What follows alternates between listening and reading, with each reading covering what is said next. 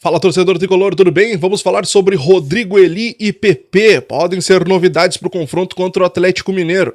A reapresentação do tricolor nesta terça-feira. André Henrique, uma grande incógnita sobre o futuro do jogador no tricolor. A multa é alta, eu descobri o valor e as condições desse negócio e eu vou te contar daqui a pouquinho. A situação dos jogadores na seleção uruguaia. Como foi Vijaçante, como foi Soares e ainda um jogador que o Grêmio monitora. Passou pela Ponte Preta, pelo Fortaleza e hoje está no México. Sabe quem é? Vou te contar daqui a pouquinho. Te inscreve, deixa o like, ativa o sininho de notificações. Bora pro conteúdo, gurizada.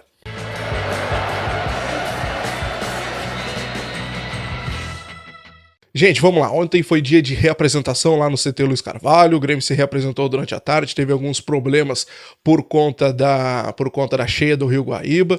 Para os jogadores foi mais a questão de chegada, a imprensa também tiveram que passar por Guaíba, por Canoas para poder chegar ali ao CT Luiz Carvalho, mas o treinamento deu tudo certo. Tudo tranquilo no final. Foi uma reapresentação mais física, os jogadores voltando a ter ritmo de jogo, 4 dias parados, então precisam readquirir esse ritmo. O técnico Renato nem apareceu praticamente no treino, apareceu bem no finalzinho ali, deu uma olhadinha, conversou com um e com o outro e depois acabou saindo. Foi mais reuniões dentro do próprio CT com o pessoal da direção que o Renato teve ontem, nesta terça-feira, na reapresentação.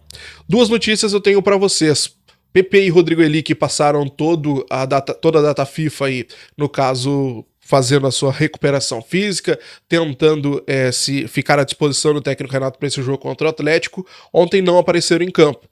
Eles ficaram mais na academia, ainda estão fazendo a parte da transição, devem ser reavaliados. Não é um bom indicativo, porque se eles já estivessem bem, já estivessem em plenas condições, já estariam treinando com a equipe principal. Até mesmo porque são dois jogadores que estão há bastante tempo parados. A gente falando de Rodrigo Eli, a gente está falando de 2 meses, completou nessa terça-feira. O último jogo dele foi contra o Palmeiras, aquela vitória do Grêmio contra o Palmeiras lá foi em outubro, não, foi em setembro ainda. Então, para vocês terem uma noção já. No caso do PP, foi no início de novembro, ali contra o Coritiba. Então, são jogadores que estão sem ritmo de jogo há bastante tempo. Existe a expectativa que eles fiquem à disposição do Renato para o confronto contra o Atlético Mineiro, mas eu não acredito que eles vão conseguir jogar de titular mais ao longo da partida. Renato que já vai ter para esse confronto 2 desfalques, no caso o Bruno Alves e o Vijaçante, 2 jogadores que estão suspensos. O Renato já não tem para a zaga Jeromel, agora não tem Rodrigo Eli há bastante tempo, não tem Bruno Alves, então o Renato vai ter que arrumar um esquema aí que consiga colocar esses jogadores bem enquadrados. Aí o Renato ainda também não tem o João Pedro pela direita, então vai ser bem complicado aí pro Renato, vai ter que jogar com o Fábio de um lado, Reinaldo de outro, e aí ou o Bruno Vini ou só o Bruno Vini no caso ao lado do Kahneman por ali, tem o Gustavo Martins também, mas acho que pela hierarquia o Renato colocaria o Bruno Vini. Beleza, gurizada? Vamos avançando então, vamos falar sobre André Henrique, porque o André Henrique hoje é uma incógnita dentro do Grêmio. É um jogador de grupo, o Renato já disse isso, o Renato disse na última entrevista que ele chegou com 1 milhão de defeitos, que ele está sendo moldado, é um jogador que ele é esforçado, ele treina bastante, já está melhorando bastante, mas o Renato termina, é um jogador para grupo. Então eu acho que aí o Renato já sentenciou o André Henrique. O Grêmio até gostaria de ficar com o jogador, mas esse contrato de empréstimo, que termina agora dia 31 de dezembro com o Tricolor, ele contém uma cláusula que o Grêmio teria que pagar ao Hercílio Luz de Santa Catarina, para permanecer com o jogador, 3 milhões de euros. 3 milhões de euros hoje dá na casa de 16 milhões de reais, ou seja, é muito dinheiro para um jogador que é para grupo, como o próprio Renato disse. Para vocês terem uma noção, se a gente pegar hoje jogadores para grupo, que a gente já vem avaliando há bastante tempo falando aqui no Central, o Daverson é um jogador de 20 milhões de reais. Seria um jogador para grupo, um jogador reserva, e o Grêmio achou muito alta essa investida no jogador. Então, o André Henrique, com 16 milhões de reais, é um jogador. Claro, é um pouco diferente do Daverson, porque ele ainda tem bastante tempo pela frente, é um jogador jovem, mas talvez a técnica dele acabe pegando por aí. E o Grêmio, para poder fazer a compra desse jogador, teria chance de fazer dividido em 2 vezes. 1 milhão e 200 de euros, no caso 6 milhões e 200 de reais agora em dezembro de 23, e em dezembro de 24 uma parcela de 9 milhões e 600 de reais. Fica muito alto, fica um valor bem complicado, bem caro. Um valor considerado altíssimo pelo Grêmio. O Grêmio quer permanecer com o jogador, como eu disse, e deverá conversar com o Hercílio Luz para tentar baixar este valor. Mas é um valor que está em contrato, então é bem complicada essa situação.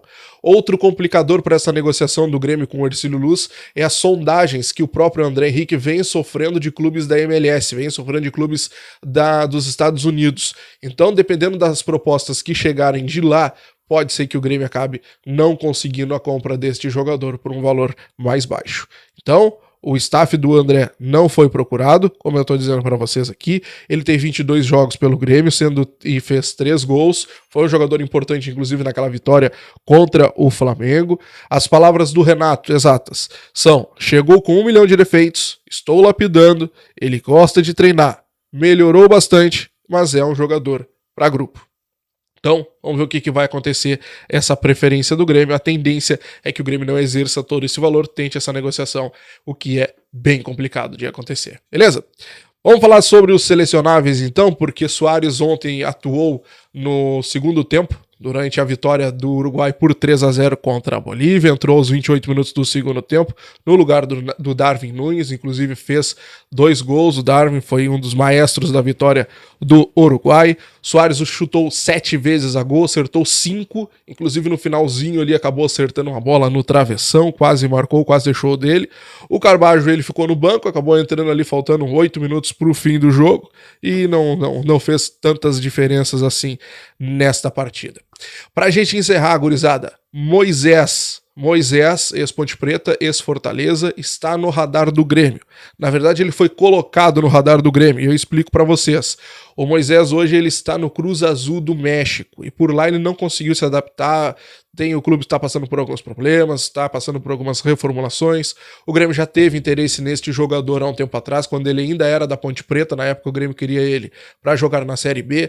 Depois ele foi para o Fortaleza, o Grêmio também tentou, mas ele acabou indo para o Cruz Azul. Ele não se adaptou por lá, está tendo alguns problemas por lá, e alguns empresários estão oferecendo o Moisés a jogadores, a clubes brasileiros. E um desses clubes foi o Grêmio. O Grêmio está analisando a situação do jogador, é um jogador que já esteve no radar, e agora vê se vale a pena a contratação do atacante, um jogador mais pela esquerda, tem 27 anos, a ver como está a situação de Moisés. Beleza? Se inscreve, deixa o like, ativa o sininho de notificações, grande abraço, até a próxima. Tchau, gurizada.